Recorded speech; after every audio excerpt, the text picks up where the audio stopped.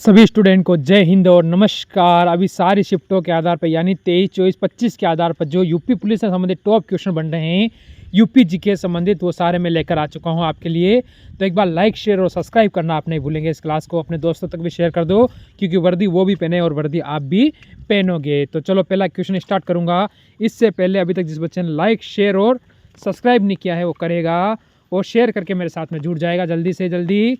तो चलो पहला क्वेश्चन देखते हैं जो आपको क्या कह रहा है मेरे दोस्त। स्टार्ट कीजिए मेरे साथ।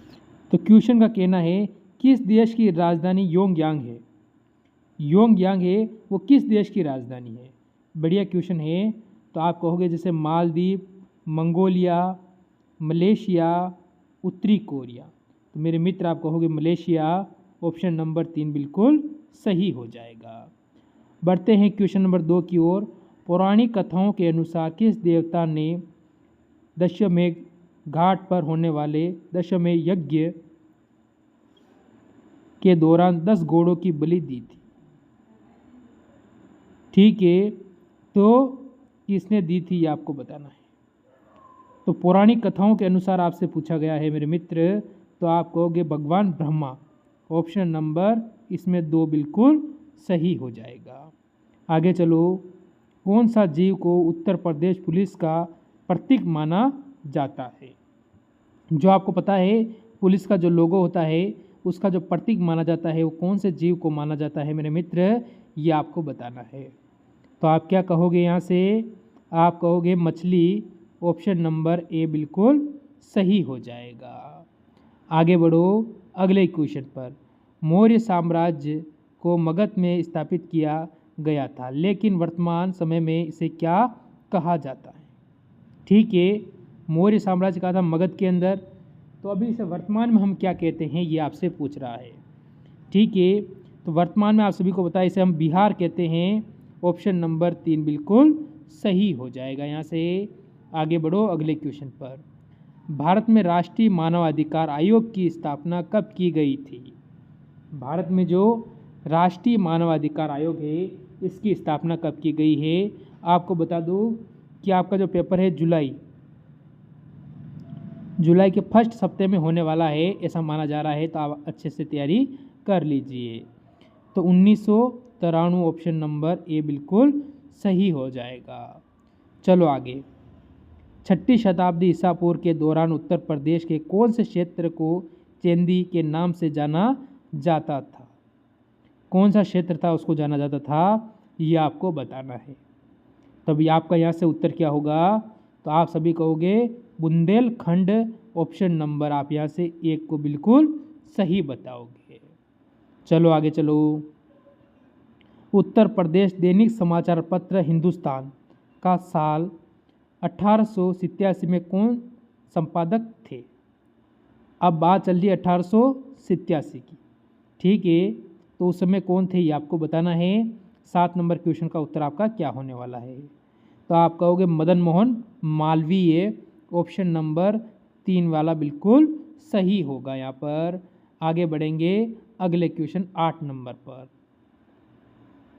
देखो, चंद्रगुप्त के पुत्र का नाम क्या था जिन्होंने 298 से 272 ईसा पूर्व के बीच शासन किया था और पूरे भारत में अपना साम्राज्य विस्तार किया था? ठीक है, 298 में चंद्रगुप्त मौर्य की क्या हो गई थी? मृत्यु हो गई थी। ठीक है, मृत्यु हो गई थी चंद्रगुप्त मौर्य की। उसके बाद शासक बना था, और इसके बाद 72 के बाद कौन बना था? अशोक। अशोक महान शासक बना था, जिसने आपको पता है उसका महत्वपूर्ण युद्ध होता है 261 ईसा पूर्व वाला कलिंग युद्ध। तो अब आपका उत्तर क्या हो? तो आप यहाँ से जो उत्तर दोगे 8 नंबर का वो दोगे option number C, Bindusara Chandragupta का पुत्र था। ठीक है, जो किस वंश के थे? मौर्य वंश। अच्छा, वंश कौन सा था? तो आप कहोगे मौर्य वंश। ये भी आपको यहाँ से क्लियर कर लेना है। चलो आगे चलो। 200 से अधिक वर्षों से फिरोज़ाबाद क्या उत्पादन करता है? जो फिरोज़ाबाद है उत्तर प्रदेश के अंदर, ये अपने जो यूपी में, वो क्या उत्पादन करता है 200 वर्षों से? तो आप क्या कहोगे यहाँ से? आप कहोगे कांच की चूड़ियाँ।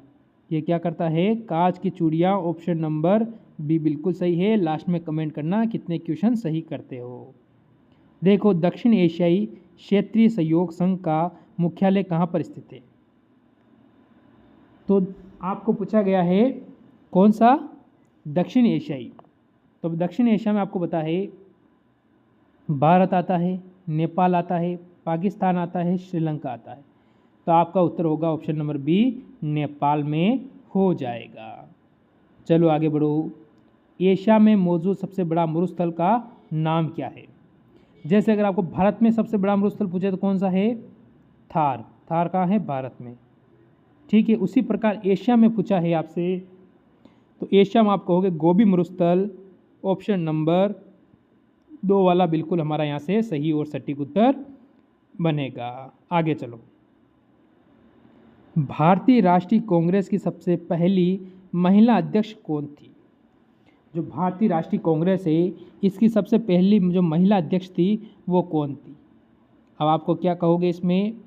तो सबसे पहली महिला अध्यक्ष पूछी इसने यानी कहा कि भारतीय थी या वो विदेशी थी। आपको वो चीज़ पकड़नी है मेरे भाई। तो आप कहोगे एनी बेस्टन। ऑप्शन नंबर 2 बिल्कुल सही बताओगे यहाँ से। चलो आगे चलो। ठीक है, तो फोटोग्राफिक प्लेट किस रासायनिक का इस्तेमाल किया जाता है? तो कौन सा रासायनिक है उसका इस्तेमाल किया जाएगा? तो हम यहाँ से क्या बताएंगे? तो 13 नंबर का उत्तर देने की कोशिश करेंगे सभी। तो मेरे मित्र आपका यहाँ से उत्तर होगा सिल्वर नाइट्रेट। ऑप्शन नंबर यहाँ से 3 आपका बिल्कुल सही हो जाएगा। बढ़ो आगे। अगले क्वेश्चन का उत्तर देंगे आप सभी। भारत में राजनीतिक दलों की मान्यता किसके द्वारा दी जाती है कि ये भारत में जो राजनीतिक दल है वो चुनाव लड़ सकता है? जैसे आपको पता है अभी एनडीए ने सरकार बनाई, एनडीए।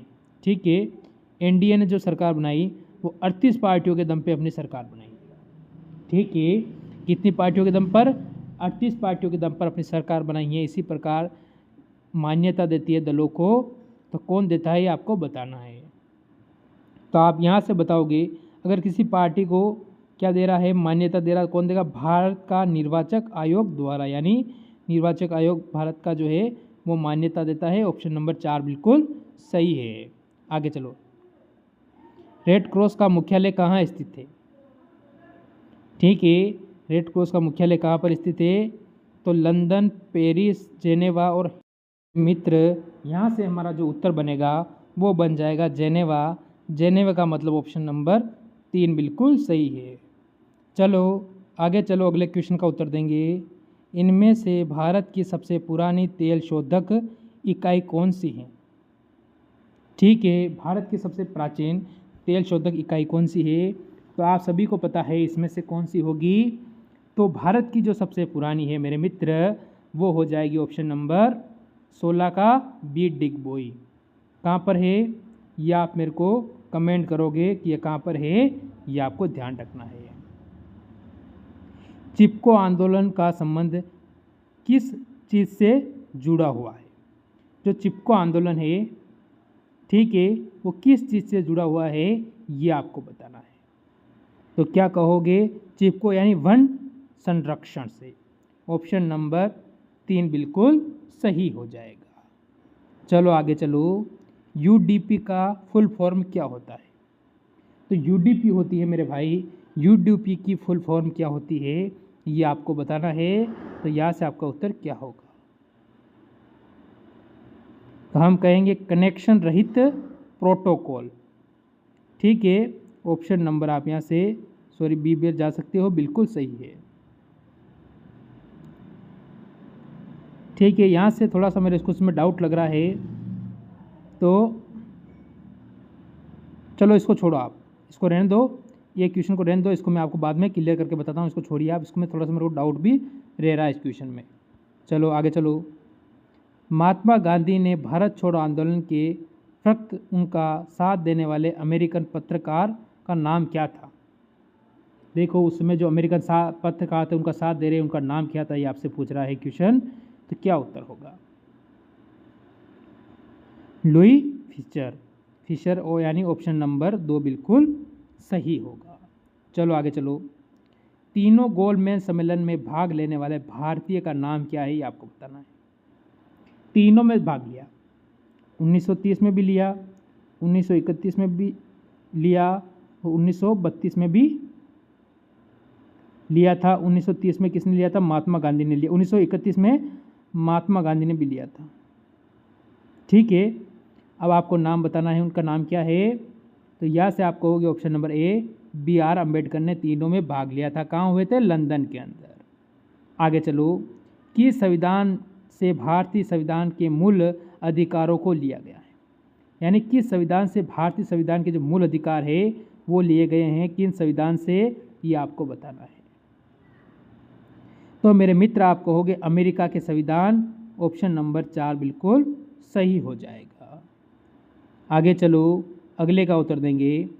उत्तर प्रदेश सरकार द्वारा प्रथम उत्तर प्रदेश दिवस कब मनाया गया था? जो यूपी सरकार है उसके द्वारा प्रथम उत्तर प्रदेश दिवस कब मनाया गया था, ये आपको बताना है। तो आप सभी कहोगे 24 जनवरी 2018 को प्रथम यूपी यानी उत्तर प्रदेश दिवस मनाया गया था। आगे चलिए, क्या कहता है? भारतीय संविधान का अनुच्छेद 370 किस चीज़ से संबंधित है? ठीक है, तो 370 सभी को पता है कि यह जम्मू कश्मीर से संबंधित है। ऑप्शन नंबर ए बिल्कुल सही हो जाएगा। ठीक है, आगे चलो। दुनिया में खनिज तेल का सबसे बड़ा भंडार कहाँ स्थित है? दुनिया में जो खनिज का जो तेल है, तेल निकलता है धरती से, सबसे बड़ा जो भंडार है वो कहाँ है? तो आप सभी को पता है वेनेजुएला में। तो मेरे मित्र यहाँ से भी ऑप्शन नंबर आपका 4 बिल्कुल सही हो जाएगा। आगे आ जाओ। इंडिया गेट को डिज़ाइन करने वाला कौन था? इंडिया गेट है उसको डिज़ाइन किसने किया था, ये आपको बताना है। तो मेरे मित्र आप उत्तर क्या दोगे कि इंडिया गेट को डिज़ाइन किसने किया था? तो क्या है? तो ये आपका आज का HW रहेगा। एक क्वेश्चन इसका उत्तर आप मेरे को ज़रूर कमेंट करोगे। अगला देखो, the secret of the Nagas किताब के लेखक कौन है? ठीक है, तो उस किताब के लेखक कौन है ये आपको बताना है। तो आप क्या कहोगे? अमीश त्रिपाठी, यानी यहाँ से भी ऑप्शन नंबर 2 बिल्कुल आपका सही और सटीक उत्तर बन जाएगा। आगे चलो। सूरज की रोशनी का इस्तेमाल करके भोजन तैयार करने वाले जीवों को क्या कहा जाता है? जो सूरज की रोशनी से अपना भोजन तैयार करते हैं उन जीवों को क्या कहा जाता है, ये आपको बताना है। इसीलिए बोल रहा हूँ, पूरा पेपर लेके आया हूँ, फर्स्ट से लास्ट तक ज़रूर देख लेना। ठीक है, सपोषी, सपोषी ऑप्शन नंबर 1 बिल्कुल सही हो जाएगा। आगे चलो। साल 1526 में पानीपत की लड़ाई वाला कौन सा मुगल बादशाह था? ठीक है, पानीपत की लड़ाई हुई थी। ठीक है, साल कब हुई थी? 1526 में। तो आप कहोगे ऑप्शन नंबर ए बाबर था। तो बिल्कुल सही हो जाएगा आपका यहाँ से। आगे चलो। किस देश का संविधान विश्व में सबसे ज़्यादा लंबा है? ऐसा कौन सा देश है उसका जो संविधान है वो विश्व का सबसे लंबा संविधान है मेरे भाई? तो सभी को पता है कि विश्व का सबसे लंबा संविधान हमारे भारत देश का है। ऑप्शन नंबर 3 बिल्कुल सही होगा। ये भारत का देश का जो संविधान है आपको पता होना चाहिए, इसमें कम से कम 200 अनुच्छेद आपको पता है। ये संविधान 1-2 दिन में हमारा जो संविधान तैयार किया गया था 1935 के अंदर, वहाँ से लिए गए हैं। इस पर मैं पूरा डिटेल से एक वीडियो लेके आऊँगा आपके लिए, तब पता चलेगा कि संविधान कैसे बना और कैसे तैयार हुआ। क्यों आप सभी एक आदमी को ज़्यादा करते हो उससे भी पता चल जाएगा। भारत में किस राज्य में सबसे ज़्यादा कॉफ़ी का उत्पादन होता है? अब महाराष्ट्र, कर्नाटक, तमिलनाडु और केरल। तो भारत में कॉफ़ी सर्वाधिक उत्पादन कहाँ होती है मेरे भाई? तो सभी को पता है कर्नाटक में होती है। ऑप्शन नंबर बी आपका बिल्कुल सही है। तो ये थे आज के आपके टॉप क्वेश्चन। कितने सही हुए ज़रूर कमेंट करना और मिलते हैं नई क्लास के साथ। सभी मित्रों को मेरी तरफ से जय हिंद, जय भारत।